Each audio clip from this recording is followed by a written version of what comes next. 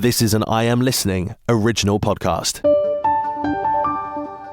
I was also speaking to them about schools because clearly we know it's not just university students. There are some year 13 children, including very sadly the one who died, but others who are worried whether they might be at risk.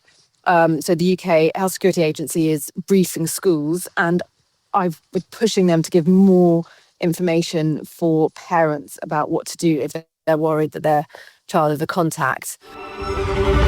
Welcome to the Kent Politics Podcast. Hello and welcome to another episode of the Kent Politics Podcast.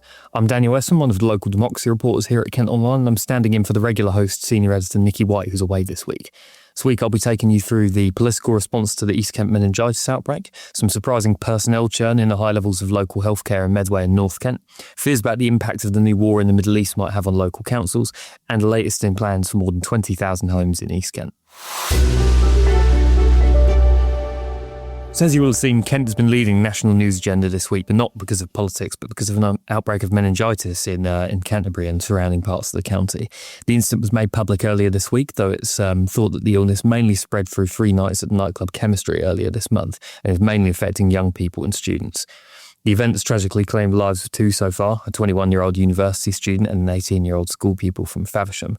Naturally, there's a massive public health response with targeted vaccinations underway and hundreds queuing up for prophylactic antibiotics on the uni campus in recent days. KMFM spoke to Faversham MP Helen Whately earlier this week about the outbreak.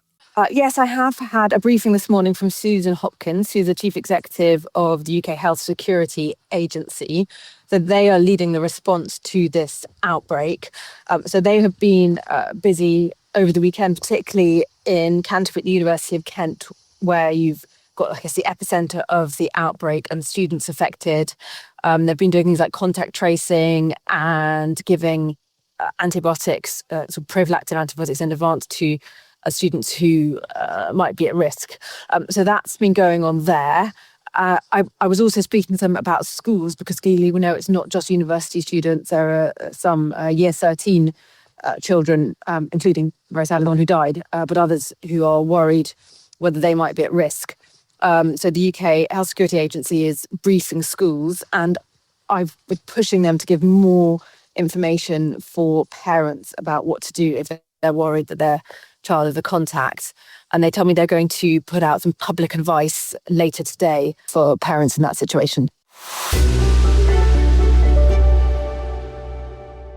In more political news, the war has come home, as they say, with the American-Israeli war against Iran now becoming a topic of concern in County Hall in Maidstone, of all places. Needless to say, the fear is mainly about increases to oil and energy prices and subsequent inflation that it might cause. Kent County Council's annual energy bill is nearly £9 million, with about £4 million of that going towards street lighting. Adult social care, which already costs a fortune as it is in the hands of providers who have to pay for heating 24 hours a day to keep their premises going. The opposition leader, Liberal Democrat Anthony Hook, raised the issue this week, expressing concern that KCC is heavily exposed to this economic shock. He acknowledged that the council has an advanced purchasing process called LASER, which will help them mitigate the short-term effects, but he's concerned about the longer term. Clearly, it's something that in the end could affect basically every public body in the county, not least the NHS and the schools. So Councillor Hook has called for a clear explanation as to how the council would cope with rising inflation and changes to interest rates. The Tory group leader, Councillor Harry Rayner, also warned that overspends in areas such as adult social care could be, quote, replicated on steroids, end quote, if in the months ahead if fuel supplies are squeezed by the war.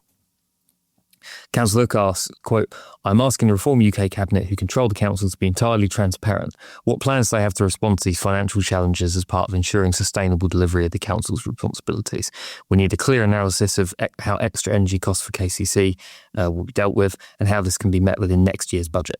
Councillor Rayner, who's been privately warning about the possibility of consequences as international tensions mounted since before the war started, has asked what happens when oil prices start to increase, though. And he pressed the council looking for their fallback position in the event they end up really squeezed by this. So obviously this will be one to watch in the coming months. There was a surprise for Medway, Dartford and Gravesham this week as the CEO of Dartford and Gravesham NHS Foundation Trust, which runs Darrant Valley Hospital, and also the interim CEO of Medway NHS Foundation Trust, which runs Medway Maritime Hospital, very abruptly resigned. Jonathan Wade's been the CEO of Dartford and Gravesham since 2022, and he became the interim CEO of Medway back in March 2025. He was meant to address staff at Barrett Valley Hospital as part of a meeting about financial strains and possible measures required. But 90 minutes before the meeting was meant to start, it was suddenly announced that he would be stepping down. He was due to be leaving this post as interim CEO of Medway's Trust at the end of March anyway, but he was supposed to continue on for Dartford and Gravesham thereafter. He's also been due to speak at the Medway Council Health and Adult Social Care Committee on the night prior to his resignation to discuss proposals for a grouping of the two trusts he was in charge of, but he didn't attend that one. The reason given was that since joining Dartford and Gravesham in 2020, he has spent time away from his family in Norfolk and was so leaving to be closer to them. He said it was a privilege to have worked with dedicated colleagues and he was proud of what had been achieved in his time. And the Trust Chair, Jackie Chrysati, said he made a lasting contribution to the Trust.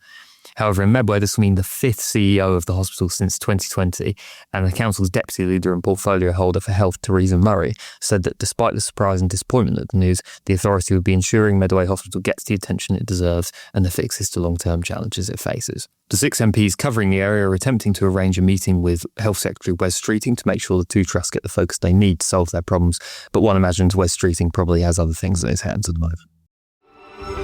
Is there a topic that you would like to be discussed on the Kent Politics podcast? Perhaps you've got a question for one of our panel, or you'd like to comment on a hot topic in local or national government. Get in touch by emailing or sending a voice note to kentpoliticspodcast@thekmgroup.co.uk.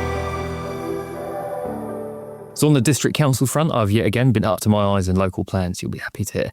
This week, Canterbury City Council voted to send out its local plan document for a final public consultation and to submit it to the judgment of a government planning inspector thereafter. So all councils have to have local plans, and Canterbury's local plan process has been rumbling on for almost 3 years now. When the current Labour Lib Dem cabinet took over in 2023, the Tories had been in the middle of their local plan process themselves. The previous Tory local plan had included a very controversial traffic zoning system, which would have split the city into zones and regulated how frequently people could drive between them without incurring a fine. This new plan doesn't include any of that, but it does include the sites for 23,000 homes to be built in districts up until 2043.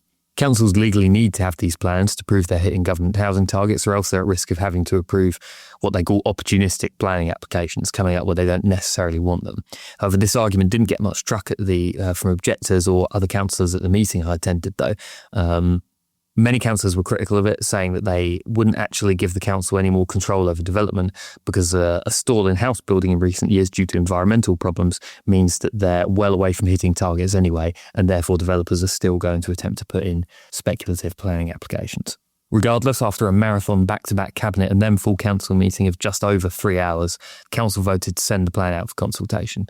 Officially, all these things are non-political, but the vote was extremely split on party lines, with the Labour Lib Dem coalition voting in favour and pretty much everyone else voting against. In any event, it will now go to one final consultation assessing whether the plan is sound and legally compliant.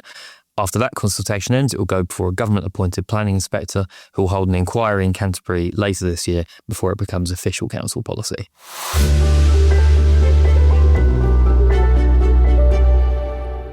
All right, that's it for this week. Next week, we'll be back with a bumper episode chock full of news, debates and special guests. Until then, don't forget you can keep up to date with politics in Kent at Kent Online. You can also sign up to our weekly politics briefing newsletter at kentonline.co.uk/newsletters. And don't miss KMTV's politics show every Friday at 5 p.m. Thanks again for joining us. Thanks for listening to the Kent Politics Podcast. Don't forget to check out stories throughout the week on the politics page of Kent Online.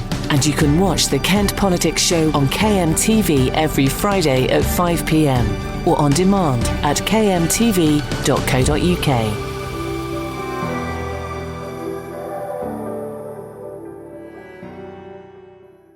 This has been an I Am Listening original podcast. For more information, head over to our website, im-listening.co.uk.